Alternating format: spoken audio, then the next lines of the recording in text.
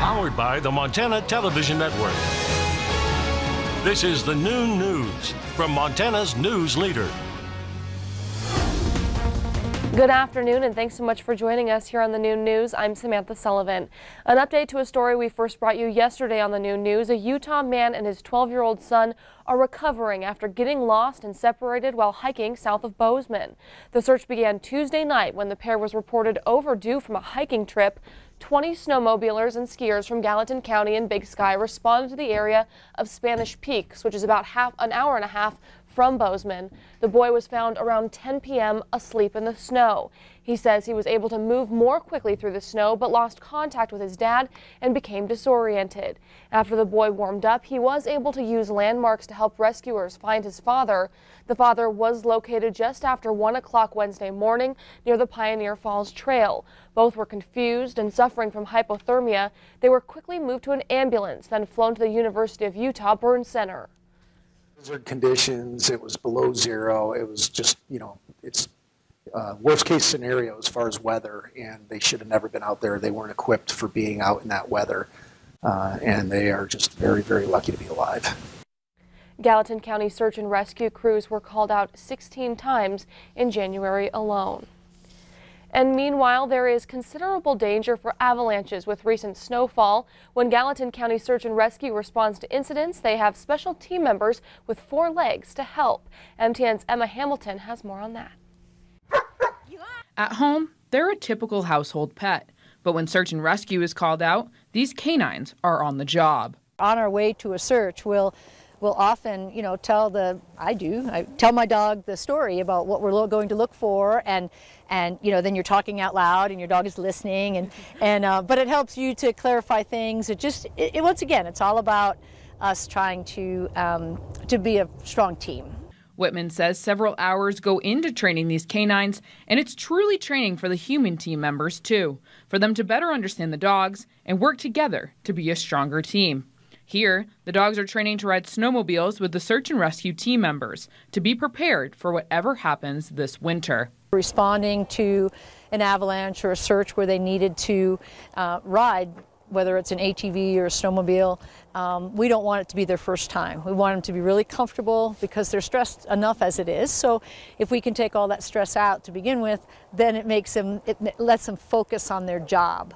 These canines make a difference in the team's search efforts. For us, they're really helpful. They do their best. They're another resource. We have so many different resources that we use, but the dogs they have no agenda. They're not thinking logically through that we often do. They're just doing what they're trained to do, and they're hunting for what we ask them to hunt for. And so they just put everything into it and do the best they can.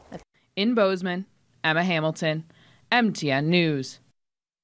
And Emma tells us the dogs begin to train as puppies and are considered fully trained by 2 years old. And now we'll turn things over to Ed in the Weather Center. Ed, it's probably not surprising to many people, but last night was one of the coldest nights of the year. That's for sure. Yeah, well, a lot of temperatures really cold last night. We just got a sample of a few of them from across the state. And yes, I did get some reports from some of these areas that were even a little bit colder than what the airport may have reported. But a lot of readings in the 20s to 30s below. Check out Havre, 38 below at the airport, but north of town there around Mud Creek area saw a reading of 42 below, and wind chills there were reading more like 62 below.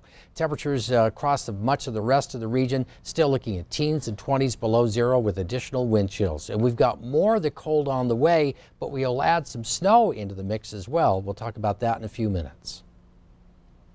Thanks, Ed. Governor Bullock's $160 million infrastructure bonding package cleared its first hurdle this morning, but Republican members of the committee endorsing the plan say it's only one step and that the bill may face challenges as it moves through the legislature.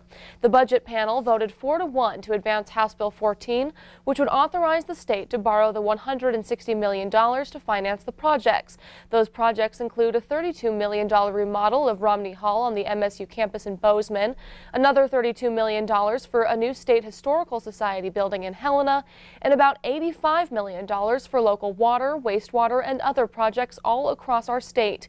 Committee Chairman Mike Hopkins of Missoula said the legislature will ultimately decide what level of bonding or borrowing the state can afford for building the projects. The one no vote coming from Republican Senator Kerry Smith of Billings. We've lumped a lot of different types of projects in here that have sailed through in past sessions with no problem at all with certain types of projects, and lumped them with projects that we just don't seem to be able to get past, which puts a lot of good stuff at jeopardy. At some point it becomes a discussion about what is the proper role of bonding in state government. And then the secondary question has to be, well, what is the proper level of bonding for state government?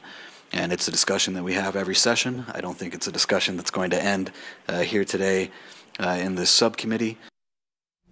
Majority Republicans have indicated they may vote later to scale back the governor's proposal. The bill's next stop is the House Appropriations Committee next month. And a Senate committee has also decided to kill a measure that would let Montana voters decide if we should get rid of daylight savings time here in the state. The bill, sponsored by Senator John Esp of Big Timber, would put the issue on the 2020 ballot, but the state Senate Administration Committee deadlocked on a bill Wednesday on a 4-4 vote. It then voted to table or kill that measure. And also in the legislature, firefighters in Montana are one step closer to getting a health and safety bill passed in this year's legislative session. As MTN's Russ Riesinger explains, it's something Montana firefighters have been fighting for a long time. You know, people think, well, it can't happen to me. Well, it did. Chuck Hagan spent nearly a quarter century fighting fires. He's been battling prostate cancer for the past year. It goes 1 through 10, and I was a 7, which 10 is the worst, real aggressive. Chuck isn't sure whether the danger he faced from exposure to smoke and other chemicals caused the cancer, but he now knows the chances of getting certain cancers are much higher in firefighters. In fact, his longtime boss at Lockwood Fire also had prostate cancer and did not survive. We didn't think about all the dangers, smoke clear, let's get this stuff off, and, and now what I know now, I would have never done that, but I want to be super careful about it for myself, and then also my coworkers. We're all friends and family, basically. Lindsay Lambert is relatively new to the job of firefighting. Equipment has improved, and a lot of precautions are now taken to keep firefighters from being exposed to possible carcinogens, but there are still risks that come with the job. One reason why she and other firefighters from across the state are pushing for Senate Bill 160 to become law. That bill would shift some of the burden of proof for illnesses caused by fighting fires from patient to insurer. So Senate Bill 160 advances 9-1. The bill now heads to the Senate floor. Cancer is awful in all aspects. It doesn't matter who gets cancer, but the fact that firefighters who've given their lives for this job are getting cancer because of the job and aren't getting the health care maybe, or the doctors that they need, the medical aid that they need, I think it would be super beneficial because, like I said, cancer is awful. In Billings, Russ Riesinger, MTN News. Several amendments were added, including one that would help protect insurance companies. No word yet on when the bill will be heard on the Senate floor. Shopko says it's closing more of its Montana stores. The latest round includes Hardin, Roundup, Wolf Point, Whitefish, Great Falls, and Dillon. The Roundup and Hardin stores are both Shopko hometown locations, which are smaller stores that offer specialty services, including a pharmacy. The Wisconsin-based retailer announced it's closing 70% of its stores after it filed for Chapter 11 bankruptcy protection. Closings are expected to begin on March 17th, with all of these stores closed by May 12th. Well, coming up here on the Noon News, 7,000 pounds of hemp are seized by the Idaho State Police, and now a legal battle is brewing over whether or not the substance is legal. Those details are coming up, but first, Ed's back with a full look at the chilly forecast. We're back in just a minute.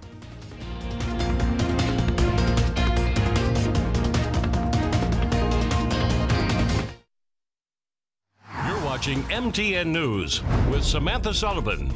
Storm Tracker weather with Ed McIntosh, and farm and ranch news from the Northern Ag Network. This is the Noon News on Q2, Montana's news leader.